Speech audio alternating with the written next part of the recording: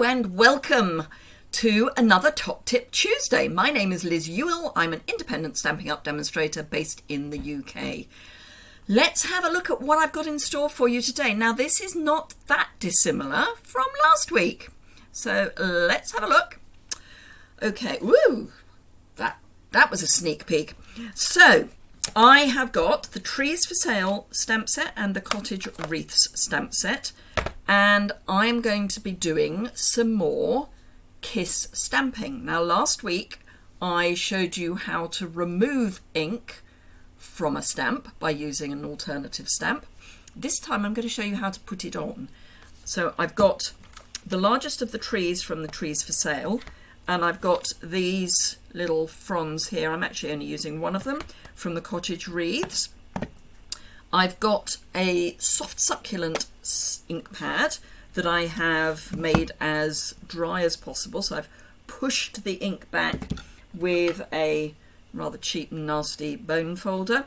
So I've just pushed the ink into the ink pad, which means that the ink has sunk into the ink pad and isn't as juicy on top.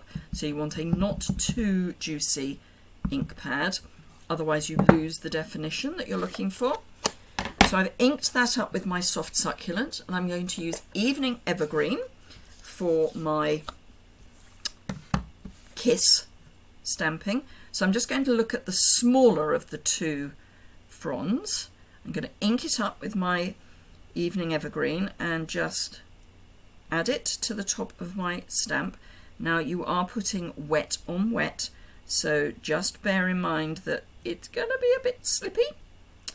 And in fact, I'm even doing some removing of ink with this one along the way, which is not actually what I wanted to do, but it's fine. So I'm just adding it to the ends of these branches to give them a little bit more definition, and add some more at the bottom, and then come in again and work my way up the middle of, or the other side rather, of the stamp. And that's basically all I need to do. So let's close that up. So if I bring this up, let's put a white card behind it. Can you see there's dark images around the edge of the card? So if I stamp that down, that's going to transfer across to the card. And we get an image like that, which is rather pretty.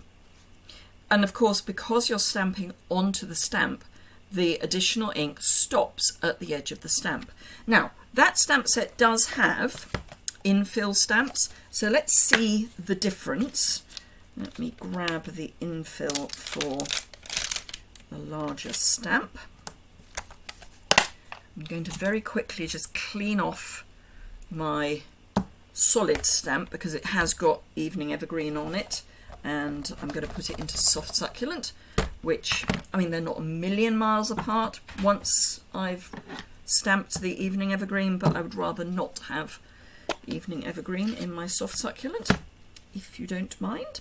So I'm going to ink that up. Now you could do the same technique with the infill, but it does go a bit splodgy. It's too solid, the infill. So I'll stamp it next to.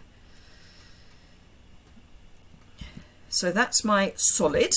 So I've got the one with the fronds from the Cottage Wreath, and then the solid. Let me move that out of the way because it's causing a reflection. And I'll grab another block, and with my Evening Evergreen,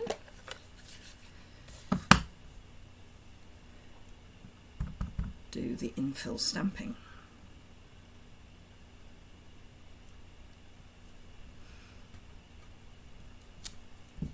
So that's the tree with the infill stamping, that's the tree with the kiss stamping. So they're both beautiful, they're just different from each other. Now you could of course add the additional frond down the middle if you wanted, so let's see. I've still got some ink on here, so let's add that. In fact, I probably want to go down the way. So I can just add that in. It might come up here as well. So I can add that in to fill in that gap. But those are the two looks that you can get. So one is using, in fact, this is quite a good difference. So they're actually very similar between adding the ink on top and adding it to the stamp, whereas this is a very much more solid effect because it is a more solid stamp. But let me show you what I have made. You did get a sneak peek at the start. Oh, and I just realized I have just done a really silly thing, because I hadn't actually done this long enough ago for it to dry. What did I do? I put the stamp sets on top, but it's actually not too bad. Let's just wipe that off, and I will show you how I did it, because I'm going to have to replace some of them. The red's not too bad actually, because that had been on longer. And in fact what's quite interesting is that the white is almost picking up the colour of the soft succulent behind. So let me just show that these are the Pearlized Enamel Effects basics. You get white, real red, and basic black. The black is actually more of a grey. It's not a solid black. So all you need to do, I'm going to have to replace a couple of the red, but you literally just pop it on, and you can swirl the top off.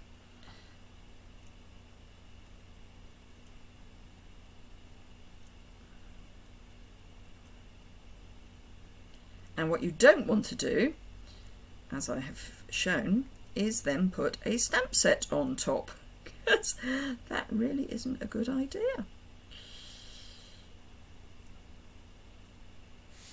I think that one needs a bit more. You need to leave them probably for an hour. It depends on the temperature of your room, but I would say about an hour to be definite that they're dry, as opposed to not. So yeah, just give them a chance to dry, and don't put your finger or your stamp set on top of them until you know that they are definitely dry. I have to say, when I looked over there just now and saw where the stamp sets were, it was like, no, what did I do that for? Silly girl. But hey, keeping it real. So this uses the, what do we call this? Whimsical Woodland 3D embossing folder in the background. Can you see that? I think you can. So lots of trees in the background. And then I've used the tree lot dies that were available during Celebration earlier in the year. I've got them, so I'm going to use them. Then I've got some of the window pane ribbon, which is early evergreen, evening evergreen and white. And then I've just fussy cut one of the greetings, so the Christmas greetings. I just fussy cut and stamped that in evening evergreen. So it's on a soft succulent base, evening evergreen matte, and then just layered up my trees. And this is soft suede. So there you go. That is my top tip for today. Follow on from last week, a slightly different kiss technique. So I hope you've enjoyed that. Let me flip the camera up properly. So I hope you've enjoyed that. If you did, please give it a thumbs up. Remember that I work across the UK, France, Germany, Austria, the Netherlands, Belgium and the Republic of Ireland. Have to remember the two extra. I haven't quite got those on a run yet. If you would like to shop with me, there is a link below in the video, and I've got the list of the products that I've used, as well as a general link. You can also find that over on my website. I will have close-up of this this card on my website, along with some additional information about how to do the technique. But if you would like to shop with me, that would be fandabby-dozy. Or alternatively, if you have a large order, make the most of the Starter Kit Plus, where you're going to get extra product in your starter kit, all for just £99 with free shipping. And if you've heard anything about delays in shipping coming through to the UK, don't worry, because that's all now been resolved. It was one particular container that had a problem. That's now been cleared through and everything is moving through really very well. So all good. So I hope you've enjoyed it. Don't forget to like, subscribe or share, or any of the above together. And I will see you again 11 o'clock this morning with my Coffee and Card Live YouTube. Otherwise I'll be back on Thursday and then again on Saturday. Thank you very much for watching me. I will see you again very soon. Bye for now.